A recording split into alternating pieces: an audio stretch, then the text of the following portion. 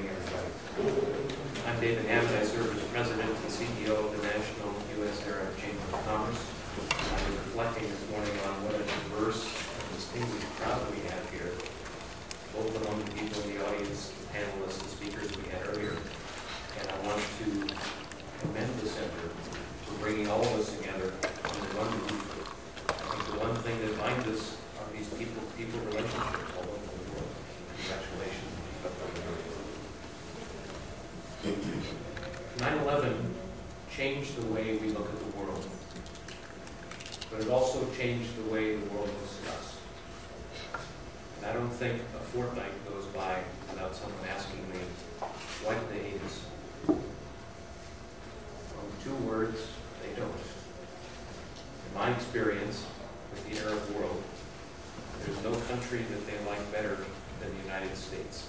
All things being equal, Arabs would prefer to send their kids to the United States to study. They would prefer to come here for medical treatment. They would like to take their vacations in the United States. They like doing business with Americans because we have a certain code of ethics and a rule of law that many other countries don't. So where's the problem?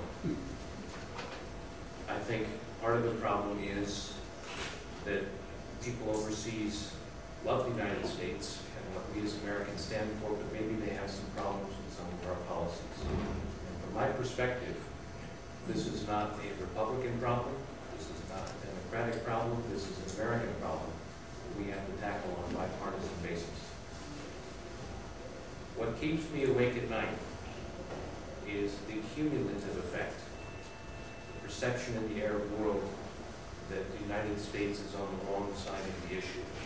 And we've seen a number of those in recent years. The war in Iraq, of course, is certainly a flashpoint in our relationship. The Israel-Hezbollah war, another flashpoint. Abu Ghraib was mentioned earlier by the Congressman. Guantanamo, the Israel-Palestine conflict. Even things like the DP World fiasco last year, where it's perceived that the United States is on the opposite side of the Arab world. And I have concerns about that, in part because it fosters animosity in the United States toward the Arab world. And just when I think things are getting better, something happens that reminds me that Arab is still, in many respects, a 4-letter word in the United States. Just 10 days ago, we heard that Dubai was interested in purchasing a stake, a minority stake in NASDAQ. And I was on CNBC with a fellow who said, you know, we can't let those unsavory Arab nations buy into our economy. Well, I wonder if he would have said the same thing if it was the UK or Japan or Germany or some other country, a non-Arab country. From my perspective, it's a good thing to have foreign countries, Arab and otherwise, investing in our economy because they have money. If they don't put it here, they're going to put it somewhere. And I would much prefer to see them helping the United States and not our competitors. You've heard a lot this morning about the visa problem. I'll just say a few words from the perspective of our chamber. First of all, there has been progress. We commend our colleagues from the State Department of Homeland Security. We heard Alina earlier talk about some of the progress that's been made, but we're not there yet. We have board members who can't come to the United States to attend our board meetings because they can't get a visa. These are heads of multi-billion-dollar companies. If they don't want to do business with the United States, I don't know who does. We've also had a lot of experiences. We've heard about people being humiliated in the United States, either as they come in or as they go out, or both. And of course, in some countries, particularly Saudi Arabia, there's still, on average, a 2-month wait to get a visa. And for many people, that's kind of humiliating to have to go way outside, particularly if they're sick and they're going to the States for medical treatment.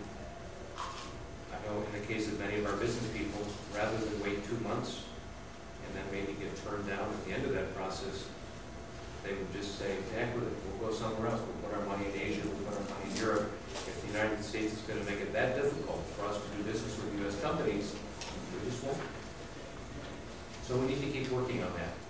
Our chamber determined a couple years ago that the dollars and cents impact of the visa problem comes to about $5 billion a year that the United States and the U.S. economy is losing out as a result of the visa problem with the Arab world alone. But from our perspective, it goes far beyond the dollars and cents issue. The real issue is the next generation of leaders in the Arab world who would otherwise be studying in the United States are now going to other countries, New Zealand, Canada, the UK, you name it. And so when they become ministers 20 years from now, they won't have those warm and fuzzy feelings about the United States that many of the ministers today do. In our chamber, for example, we've been very active in supporting the free trade agreements between the United States and other countries. And what we found to a man or to a woman among the ministers who come to the United States to negotiate on behalf of their countries, every one of them, except one, studied in the United States. And that is a big part of their motivation for promoting a free trade agreement with our country. Let me just say that there is some good news. There's always good news. And in that respect, there seems to be some distinction being drawn between politics and profits that can be made as business people. I invite you to take one of these when you leave. We have them out on the table. The good news here is that despite whatever differences we may have at a political level, the people-to-people relationships are good and the business relationship is good. We saw a surge, maybe that's not the right word, we saw an uptick. But I remind you that our chamber is studiously nonpartisan.